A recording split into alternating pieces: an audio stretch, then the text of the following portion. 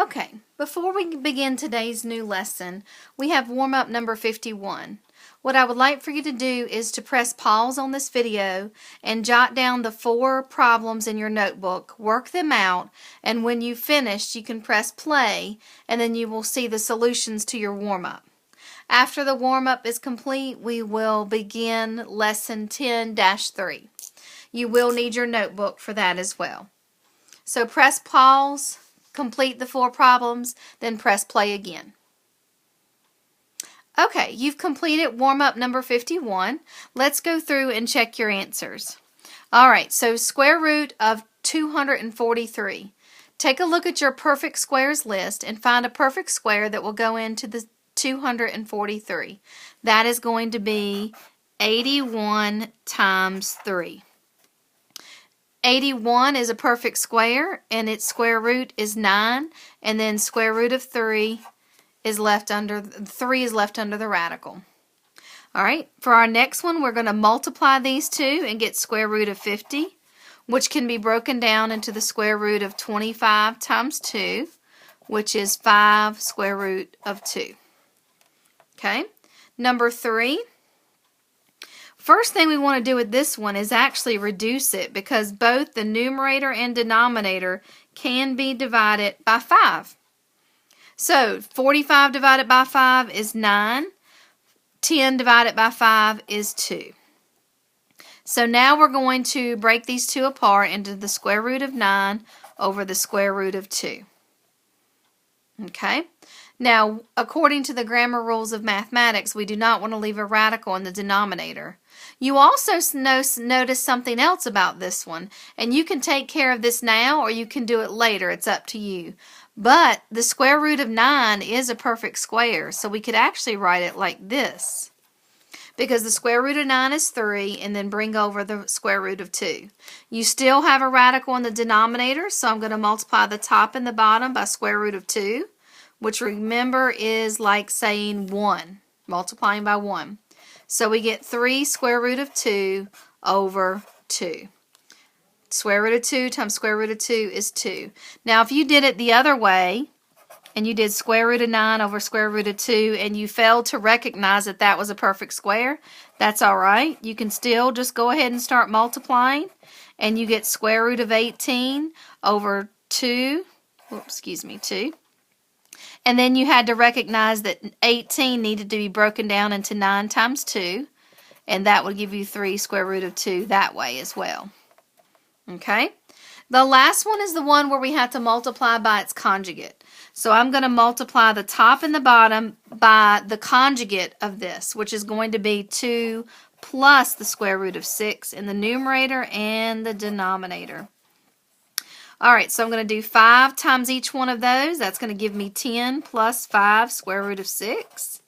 Then in the denominators, I am going to multiply by the conjugate. Therefore, I'm going to use the short version, which is first, 4, times the last, which is going to be minus 6, because square root of 6 times square root of 6 is 6.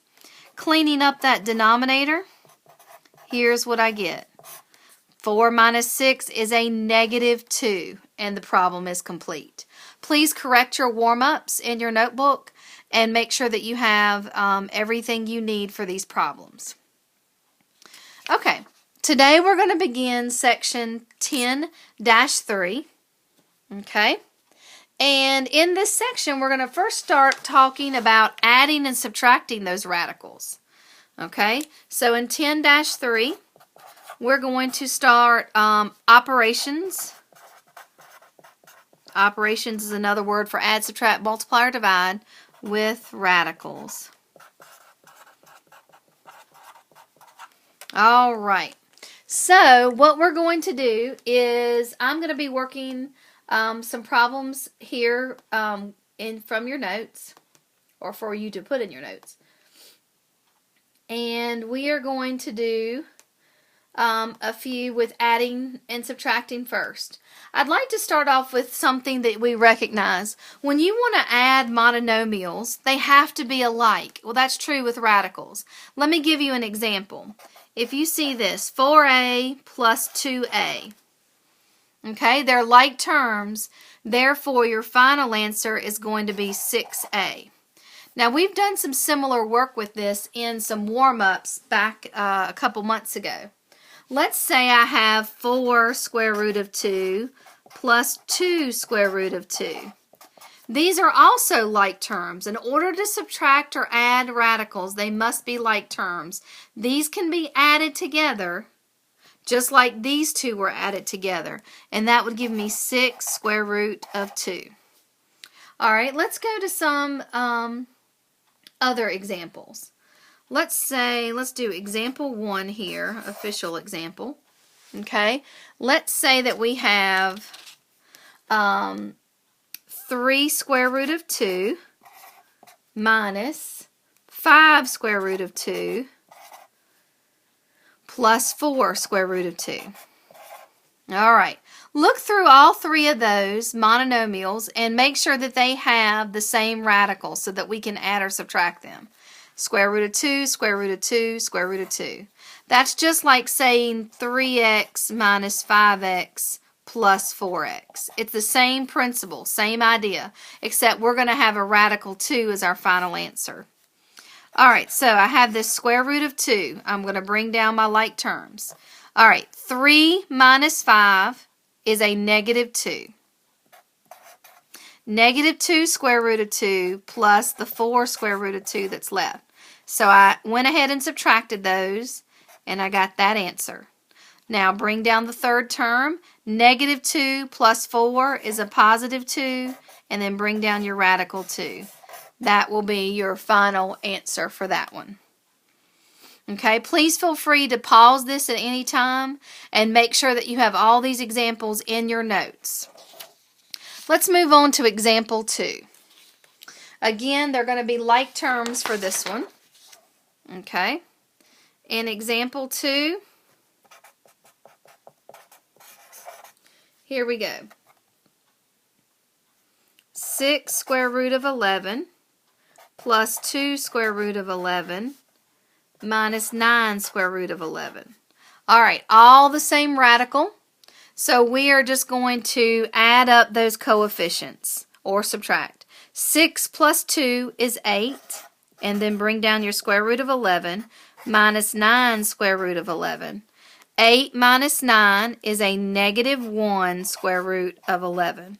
Or you can just write it like this, negative square root of 11. You don't have to identify the 1. It's understood to be there. Either one is correct. All right, let's go to example 3. All right, in example 3, we're going to have to be careful that we choose like terms. Not all of them are going to be identical like they were before. So, write this problem down in your notebook. Okay, go ahead and underline some like terms. All right, so I see that 15 square root of 3 and negative 11 square root of 3 are like terms. These are don't have square root of 3, so I cannot combine those. 15 minus 11 is 4 square root of 3. So this is done.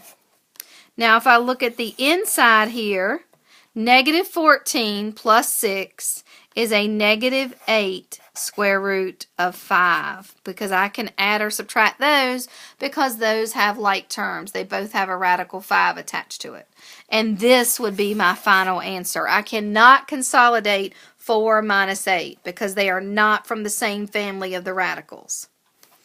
All right, now let's go to an example where supposedly they do not have a like radical in it at all at this moment. We're going to have to do some simplifying like we learned in the last section to get it to work out. All right, so let's say we have 4 square root of 54 plus 2 square root of 24.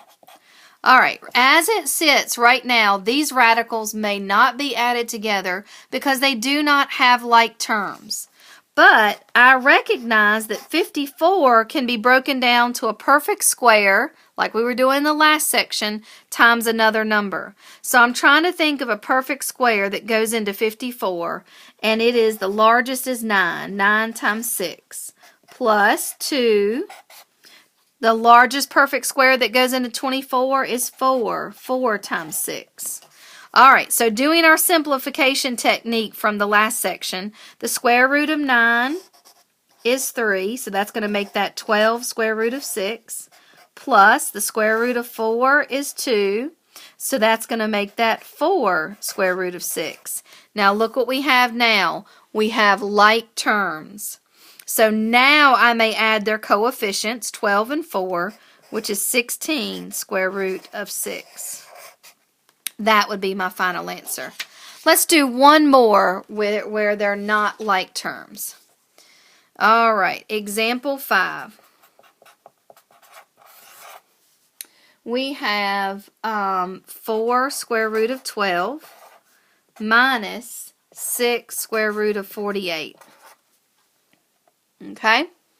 So, again, we do not have like radicals, so I need to change the 12 to 4 times 3 minus 6. We're going to change that 48 to 16 times 3. 16 is the largest perfect square that goes into 48. Now, square root of 4 is 2, so that makes that an 8 coefficient. Square root of 3 minus square root of 16 is 4 times 6 is 24 square root of 3. Now I have like radicals. 8 minus 24 is a negative 16. And of course, bring down your radical 3 for your final answer. I encourage you to stop this video at any time. If you need to go back and watch another example again, hit the back button and watch those. What I would like for you to do now is to try problems from your book. So if you would, go ahead and turn to page 637.